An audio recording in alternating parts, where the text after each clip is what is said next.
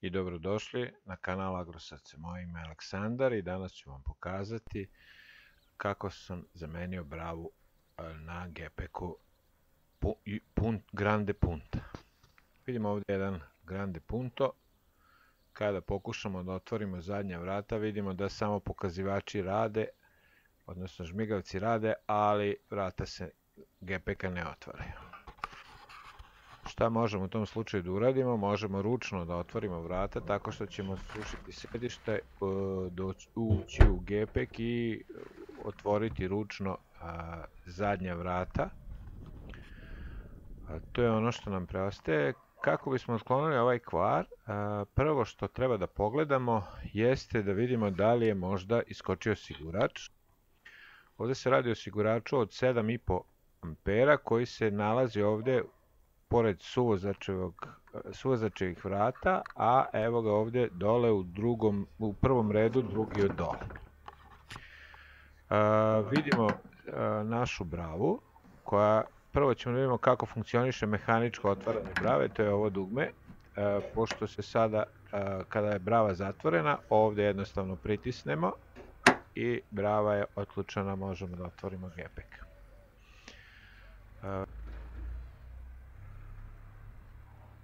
U našem slučaju mi smo zamenuli bravu, zamenuli osigurač, ali osigurač je ponovo iskočio, što znači da je negdje kratak spoj. Tako da smo rešili da promenimo bravu. Prvo moramo da skinemo ovaj tapacirung na zadnjim vratima.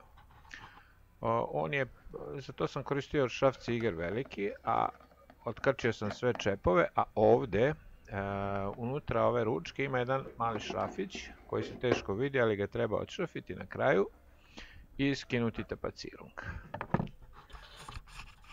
Kada skinemo ovaj plastični tapacirung zadnjih vrata, vidimo da ima 9 čepova koji drže ovaj tapacirung prikačen za vrata i vidimo da sam ja 2 izgubio, ali ću ih naći posle i vratiti. Oni se tu nalaze, ima ih 9, a ono što još možemo da vidimo ovdje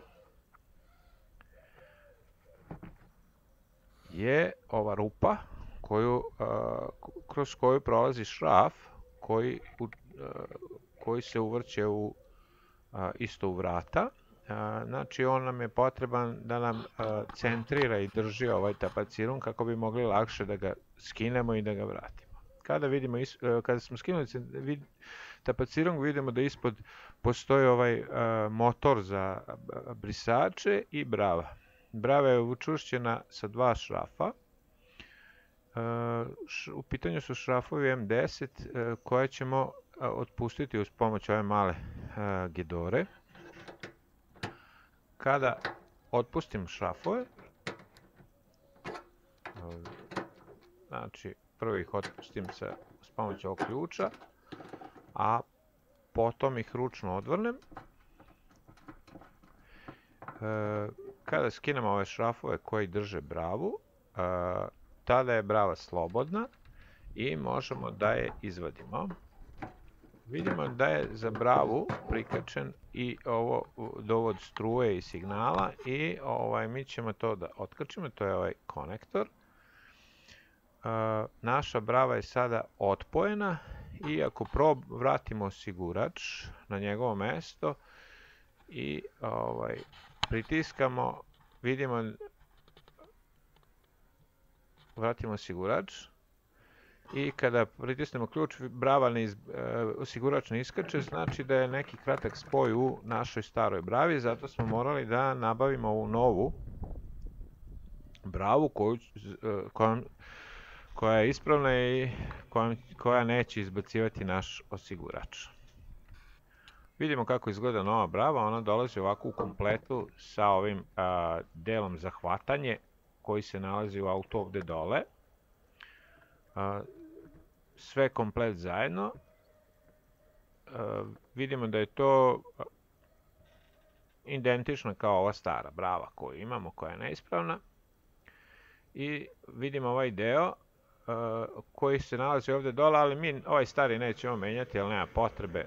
On je dole, da ne skidamo sada delovi da se ne močimo, samo ćemo menjati ovaj gornji deo brave.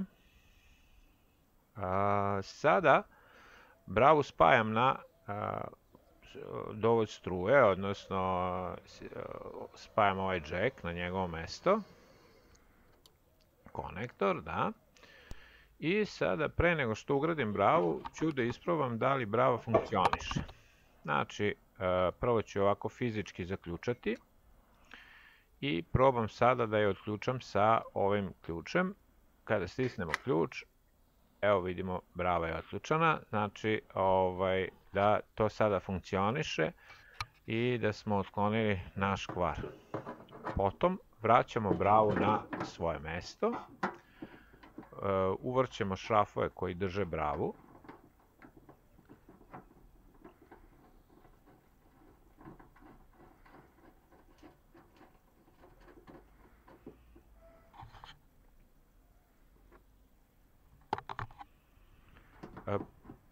Kada smo rukom pričvrstili ove šrafove, naravno moramo ih i dotegnuti uz pomoć ključa.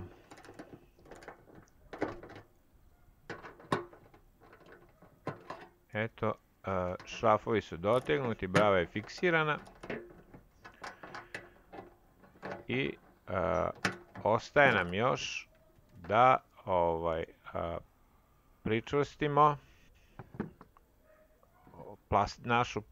da vratimo plastiku, samo da proverimo, evo vidimo, brava hvata, funkcioniše, ručno ću je odpojiti. Vidjeli smo da sam vratio ove plastične čepove sve i pripremio ovaj šraf koji ću prvo da montiram. Evo on ide ovdje, ovdje se zavrće na ovaj deo vrata. Sada ću vratiti tapacirung i prvo učvrstiti ovaj šraf koji pozicionira tapacirung na svoje mesto, tako da ću lakše moći da uguram čepove u njihove rupe. Kada sam to uradio, jednostavno pažljivo i polako postepeno utiskujem čepove u rupe i oni jednostavno drže ovu plastiku na svom mestu. Čujemo kako to sve funkcioniše i radi. Vidimo čepove, evo sad ću namestimo ih na rupu i jednostavno samo pritisnemo. To je veoma jednostavno. I kada smo to sve završili, ono što možemo da vidimo, da proverimo da li sad ovaj naš auto radi. Vidimo kada stisnemo dugme na daljinskom, otvaraju se zadnja vrata.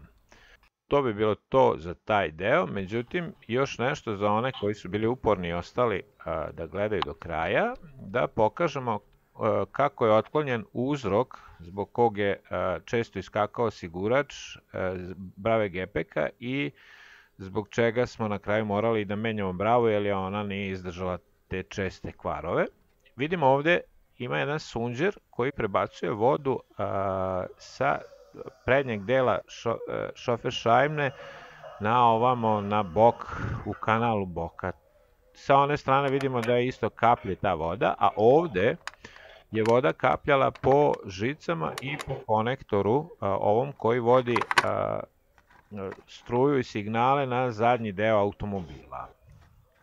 Zbog toga sam ovako ja jednom jednostavnom tehnikom čisto zaštitio to da ne kaplje voda po njima i otklonio kvar na taj način. Međutim, ovo nije neka estetika i neko ko želi može te žice i konektor da izoluje na neki drugi način kako bi sprečio da voda kaplje i samim tim dolazi do toga da goreva osigurač. U mom slučaju je to izbacivo prekidač za, evo vidimo da vode još uvijek ima u ovom sunđeru i ona pomalo kaplje, ali to je dovoljno da na žicama izazove kratak spoj i da izbacuju osigurači ili da se dešava neka druga problem sa elektronikom. Vidimo da ova guma isto mora biti prislonjena, neka u ovom mom slučaju gdje vidimo da nije bila pa je napravila štetu. Guma treba biti dobro priljubljena jer ta voda koja sa šofer šajbne klizi mora negdje da ode, a praktično odlazi bočno na ove sunđere koji se natapaju, kaplju i to baš nije neko sretno rešenje, ali to je tako kod ovog automobila. To je sve od nas za danas, doviđenja i vidimo se u nekom novom videu.